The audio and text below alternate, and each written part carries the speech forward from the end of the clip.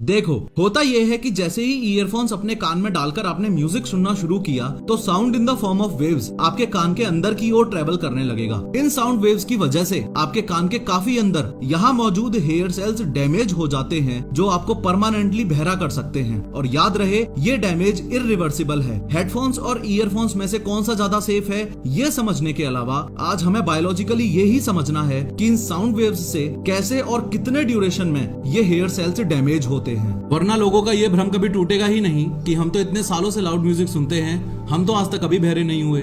इस वीडियो में ईयरबड्स और ईयरफोन्स टर्म्स को मैं इंटरचेंजेबली यूज करूंगा। थोड़ा सा बाहर आके बताऊं तो आपके कान के इस बाहर वाले हिस्से को पेना बोला जाता है। जो ये छेद होता है इसे ईयर कैनाल बोला जाता है, और ये कॉनकेव शेप्ड मेम्ब्रेन जो आप देख रहे हो इसे ईयर ड्रम बोला जाता है। कई बार आपने लोगों को बोलते हुए सुना होगा कि कान पर थप्पड़ मत मारा करो, नहीं तो कान का पर्दा फट जाएगा। वो कान का पर्दा यही है, ईयर ड्रम। ईयर ड्रम बहुत ज्यादा पतला होता है और बहुत रिच ब्लड सप्लाई होती है इसमें। आपके ईयरबड्स से जो साउंड वेव्स निकली वो इस ईयर ड्रम को कुछ इस तरीके से वाइब्रेट करती हैं। इस ईयर ड्रम से कनेक्टेड होती हैं ये 3 बोन्स। ईयर ड्रम का वाइब्रेशन कुछ इस तरीके से इन तीनों बोन्स को भी मूवमेंट देता है। इन तीनों में से ये जो लास्ट वाली बोन है इसे बोला जाता है स्टेपीज, और ये कनेक्टेड होती है इस कोक्लिया से। देखो, इनर ईयर के टोटल 2 पोर्शंस होते हैं, एक तो ये वेस्टिबुलर पोर्शन और दूसरा है ये कोक्लिया। वेस्टिबुलर पोर्शन आपके बॉडी के बैलेंस के लिए रिस्पॉन्सिबल होता है, इसलिए आज हम इसकी बात नहीं करेंगे। हमारा फोकस रहेगा इस कोक्लिया पर। लेकिन उससे पहले ये समझो,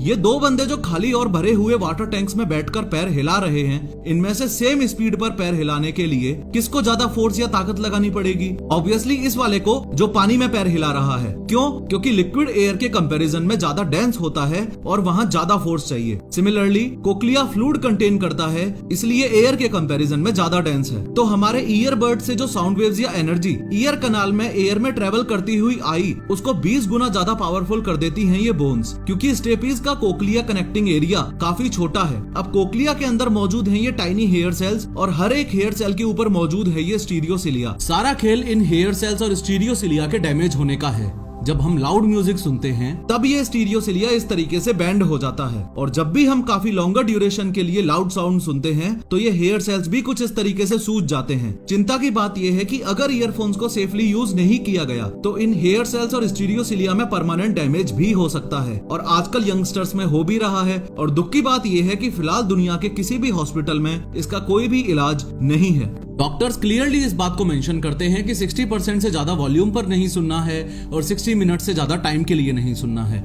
अगर आप ये 60-60 रूल फॉलो करते हो तो आपके ईयर्स ईयरफोन यूज करने के बाद भी 100% सेफ हैं। लेकिन अगेन ये बात भी टोटली इम्प्रैक्टिकल है, क्योंकि कई ऐसे केसेस भी हैं जहां बच्चों की ऑनलाइन क्लासेस घंटों चलती हैं, या ऑफिसेज में बैठ के लोग 8-8 घंटे एडिटिंग करते हैं। इसलिए इस 60-60 रूल से परेशान होकर ये रवि नामक एक स्टूडेंट डायरेक्टली डॉक्टर के पास चला गया और लॉन्ग आवर्स तक अपनी ऑनलाइन स्टडीज कंटिन्यू करने के लिए पॉसिबल सॉल्यूशंस के बारे में पूछने लगा। डॉक्टर साहब रवि को अच्छे से समझाने के लिए उसकी स्टडी टेबल पर वापस आए और बताने लगे कि अगर आपको लॉन्गर ड्यूरेशन के लिए ऑनलाइन स्टडीज करनी है तो हमेशा ही सोर्स ऑफ साउंड और ईयर ड्रम के बीच के डिस्टेंस का खास ध्यान रखना है। जब आप ईयरफोन यूज करते हो तो सोर्स ऑफ साउंड और कान के पर्दे का डिस्टेंस सबसे कम होता है, यानी ईयरफोन या ईयरबड्स ऑडियो डिवाइसेस के लिए यूज करने वाले ऑप्शंस में से सबसे खतरनाक और सबसे बकवास चीज है। ये कुछ ऐसा है जैसे 2 छोटे स्पीकर्स एकदम आपके कान में घुसा ही दिए हैं। जब आप हेडफोन्स यूज करते हो तो साउंड सोर्स से ईयर ड्रम की दूरी थोड़ी सी और ज्यादा है। रिसर्चेस और वेरियस स्टडीज इस बात को साफ प्रूव करती हैं कि ओवर द ईयर हेडफोन्स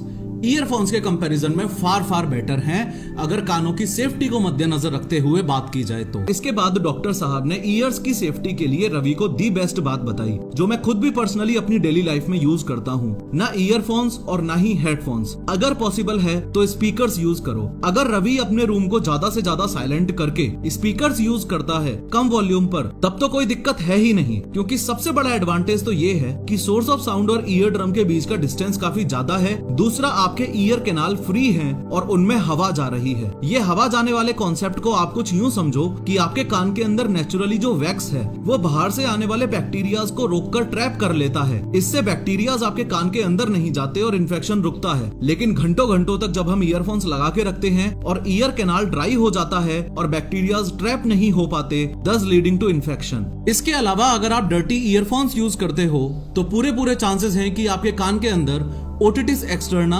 या पिंपल हो जाए। ओटिटिस एक्सटर्ना एक सीरियसली बहुत बड़ी बीमारी है जिसके भारत में टोटल 10 लाख केसेस आते हैं हर साल। इस बीमारी में इंसान के कानों में इन्फेक्शन हो जाता है, आउटर ईयर लाल पड़ जाता है और कान में सूजन आ जाती है। इन शॉर्ट डॉक्टर साहब रवि को साफ साफ शब्दों में ये कहना चाहते हैं कि ईयर्स को लंबे टाइम तक सेफ रखने के लिए ईयरफोन से बेटर है हेडफोन्स, हेडफोन्स से बेटर है नॉइस कैंसिलिंग हेडफोन्स और नॉइस कैंसिलिंग हेडफोन से बेटर है स्पीकर्स। स्पीकर्स से संबंधित ये बात भी आपको याद रखनी है कि ईयर ड्रम से साउंड सोर्स दूर है। सिर्फ इस बात से काम नहीं चलेगा, ड्यूरेशन और लाउडनेस दोनों का ही ध्यान रखना पड़ेगा, वॉल्यूम भी कम होनी चाहिए। डॉक्टर साहब ने बताया कि सबसे बड़ी चिंता की बात यह है कि अगर हेयर सेल्स डैमेज हो गए तो रिमेनिंग बॉडी पार्ट्स की तरह ये ऑटोमेटिकली अपने आप को रिन्यू नहीं कर सकते। बायोलॉजिकली हमें ये बात पहले समझने की जरूरत है।